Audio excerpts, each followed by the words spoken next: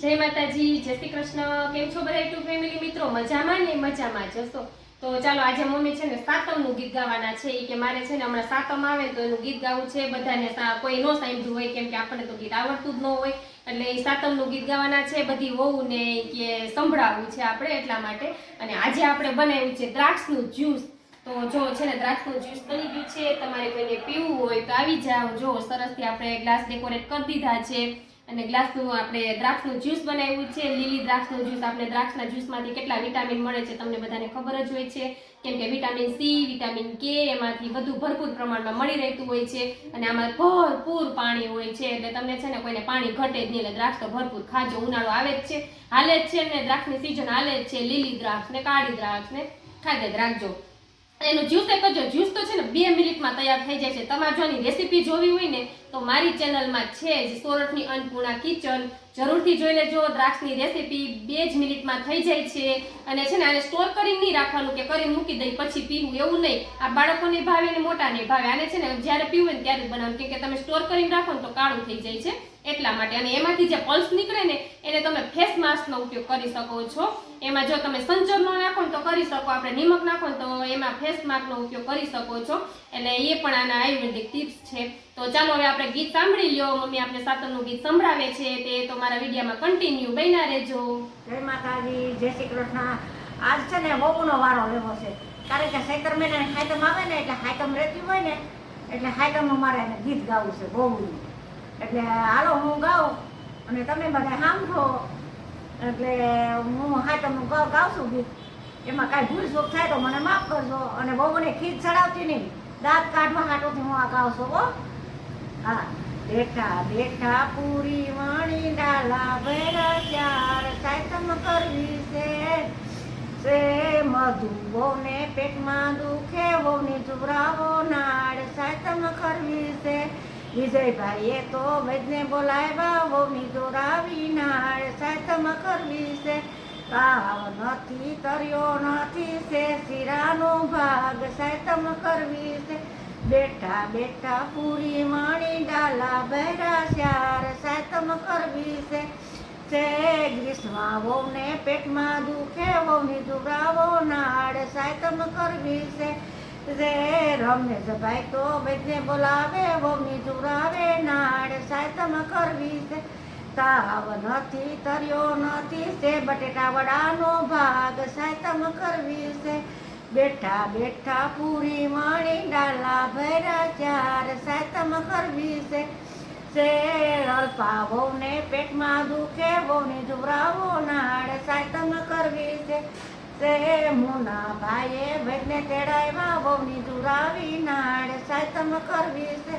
તાવ નથી તર્યો નથી છે ઢોકરાનો ભાગ સાયતમ કરવી છે। બેઠા બેઠા પૂરી વાણી ડાલા ભૈરા ચાર સાયતમ કરવી છે। સાયતમ કરવી છે। બેઠા બેઠા પૂરી વાણી ડાલા ભૈરા ચાર સાયતમ છે। રંજન વહુને પેટમાં દુખે જો વહુની દુરાવો નાડ સાયતમ કરવી છે। રાકેશભાઈએ વૈદને તેડાવ્યા વહુની દુરાવે નાડ સાયતમ છે। તાવ નથી તર્યો નથી છે હાંડવાનો ભાગ સાયતમ કરવી છે। બેઠા બેઠા પૂરી વાણી ડાલા ભૈરા ચાર સાયતમ કરવી છે। લક્ષ્મી વહુને પેટમાં દુખે વહુની દુરાવો નાડ સાયતમ કરવી છે। અનિલભાઈએ વૈદને તેડાવ્યા વહુની દુરાવે નાડ સાયતમ કરવી છે। તાવ નથી તર્યો નથી છે બોલાવી મણી ડાલા ભૈરા ચાર સાયતમ કરવી છે।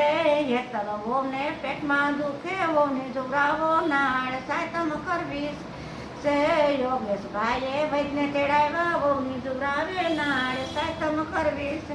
તાવ નથી તર્યો નથી છે થેપલાનો ભાગ સાયતમ કરવી છે। બેઠા બેઠા પૂરી વાણી ડાલા ભૈરા ચાર સાયતમ કરવી છે। ગુંજન વહુને પેટમાં દુખે વહુની દુરાવો નાડ સાયતમ કરવી છે। અતુલભાઈએ વૈદને તેડાવ્યા વહુની દુરાવે નાડ સાયતમ કરવી છે। તાવ નથી તર્યો નથી શેખાટિયા ઢોકરાનો ભાગ સાતમ કરવી છે. એ બેઠા બેઠા પૂરી વાણી ડાલા ભૈરા ચાર સાતમ કરવી છે. જનિતા વહુને પેટમાં દુખે વહુની દુરાવો નાળ સાતમ કરવી છે. નરેશભાઈ તો બજને તેડાવે વહુની દુરાવે નાળ સાતમ કરવી છે. તાવ નથી તર્યો નથી તે મસુરિયમનો ભાગ સાયતમ કરવી છે. બધા હસી મજાનું ગીત છે, કોઈ દુઃખ ન લગાડતું. અને આ તો દાંત કાઢવાની વાત છે. પેલા ગાતા ગીત એટલે મેં કીધું હાલ આજ હું વહુને સંભળાવી દઉં. અમારા જમાનામાં તેને હાયતમ આવતી ને હાયતમ આઠમ તે આવા ગીત ગાતા. અને આપણે ચૈતર મહિનાની હાયતમ હમણાં આવે છે ને તો મમ્મી જો હુતા હુતા ગાતા હતા ને તો કે આજે લાઈ બધાને સંભળાવું કે ગીત કે બધાય વહુને સંભળાવાય અને બધાય આપણા ફેમિલી મિત્રોએ સાંભળે કે સાયતમનું ગીત આવું હોય. કેમ? હા, પેલા તો હાયતમ આઠમ આવતી ને તો રાડા લેતા ગીત ગાતા બધું જોર બોલતા બધું હાયતમના ગીત ગાઈ. પછી ઉતાસણી હોય તો ઉતાસણીના ગીત ગાઈ. લગ્ન પ્રસંગ હોય તો ફટાડા અટાણે કોઈ ફટાડા ગાતું જ નથી. પેલા તો જો ફટાડા એકાબીજા ફટાડા દેતા કોઈને દુઃખ ન લાગતું. હવે તો હું અટાણે ટેપ માથે ગાય ને ટેપ માથે હોય એટલે બાઈઓ હસી મજા કરતી હોય ને બેઠી હોય ખુશીથી ને રાત કાઢતી હોય. ગાવા વાળા આવી ગયા પણ અત્યારની કોઈને ગાતા નથી આવડતું કોઈને એટલે પેલા તો જાનમાં જતા ને કે કેને ગીત આવડે છે એને જાનમાં લઈ જવા છે. એટલે ગીત ગાવા હાટું છે ગીત આવડતા હોય એને જાનમાં લઈ જતા. અત્યારે તો શું છે સંબંધી હોય એને ગીત જાનમાં લઈ જાય. ઓલો તો પેલા તો એવો જમાનો હતો કે ગીત આવે એને જ જાનમાં લઈ જાય. જય માતાજી, જય શ્રી કૃષ્ણ.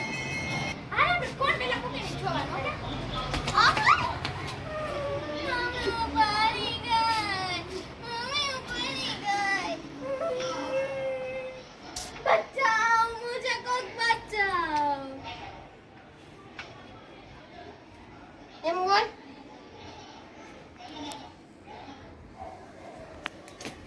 ઈ શું કરે છે? નકું સ્પેલિંગ ખોટો હે. એપલ સ્પેલિંગ નથી આવડતો. તો હું પિંક કલરના ચોકેથી લખું જો ને મારા હેન્ડ રાઇટિંગ જો. આમ જા. એપલ સ્પેલિંગ નથી આવડતો. આ કેજે વાળાને આવડતો હોય.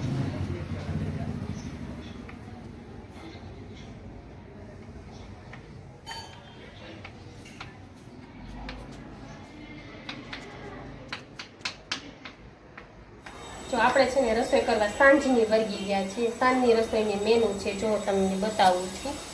આપણે સાંજની રસોઈની મેનુ છે જો ચડી રહી છે કઢી અને ખીચડી ચડે છે. જો આપણે ખીચડીમાં તો મહત્વ એવું છે કે ઉભરાય એટલે જો આપણે કઢી વઘારી લીધી છે કેમ કે કઢીને ખીચડી છે એટલા માટે આજે છે ને એક શાંતિ છે કે રોટલા નથી એટલા માટે તો કઢી બની ગઈ છે. તો હવે છે ને આપણે કંઈક રસોઈ બનાવતા હોઈએ. આજે એક રાતનું ડીશ બનાવ્યું છે એ તમને બતાવ્યું અને સામે તમે નરસને જોઈ શકો છો. એ થોડી હેલ્પ કરે છે જોડેથી આવીને જોઈ લો બેઠા.